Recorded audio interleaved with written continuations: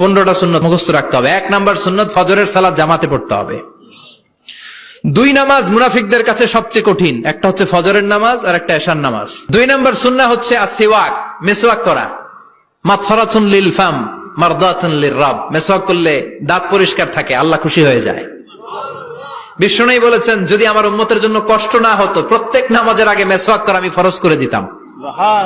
মেসওয়াক ছিল বিশ্বনবীর জীবনের শেষ আমল। এই মেসওয়াক করে বিশ্বনবী শেষ নিঃশ্বাস ত্যাগ করেছেন। বিষ্ণু বলতেন, নি'মা সিওয়াকিয়া যাইতুন ফাইন্নাহু সিওয়াকি ওয়া সিওয়াকুল আমবিয়া মিন ক্বাবলি।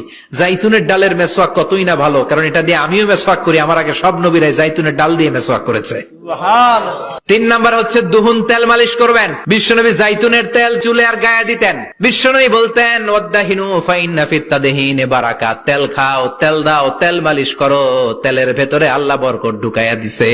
সুবহানাল্লাহ। 4 নম্বরে আত্তিব, জুমার দিনে সুগন্ধি লাগিয়ে যাওয়া সুন্নাত।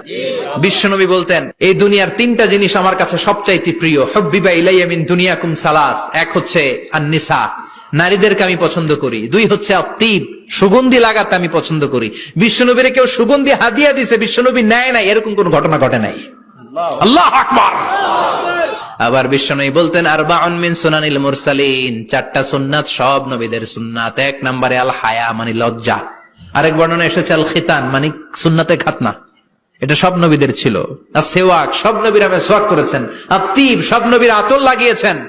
আর নিকাহ, সব নবীরা বিয়েও করেছেন। চিল্লায় পড়েন আল্লাহু আকবার।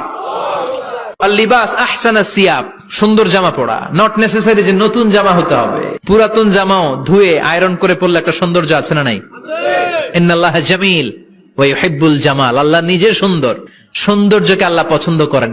এরপরে ইকসারুস সালাহ আলান নবী, বিশ্বনবীর উপর বেশি বেশি দুরূদ পড়া। বিশ্বনবী বলতেন, জুমার দিন শ্রেষ্ঠ দিন, এই দিন আমার উপর বেশি বেশি দুরূদ পড়ো। ফাইন্না সালাতাকুম মা'রুদাতুন আলাইয়া, কেননা তোমরা যে আমার উপর দুরূদ পড়ো, আমি মরে যাওয়ার পরে এই দুরূদগুলো কে পাঠিয়েছে তার নাম, তার বাবার নাম সহ ফেরেশতারা আমার কবরে দিয়ে আসে। সুবহানাল্লাহ।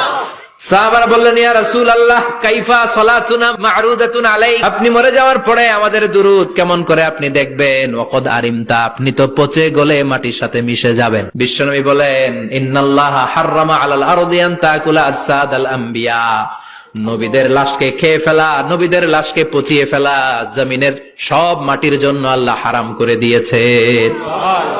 এরপরে বিশ্বনবী বলতেন, জুমার দিনে সূরাতুল কাহাফ পড়বা, কাহাফ পড়া সুন্নাহ। বিশ্বনবী বললেন, সূরাতুল কাহাফ যে তেলাওয়াত করবে ইয়াকুনু লাহু নূর, এই সূরাতুল কাহাফ কিয়ামতের দিন তার সামনে বিশাল একটা আলো হয়ে আসবে।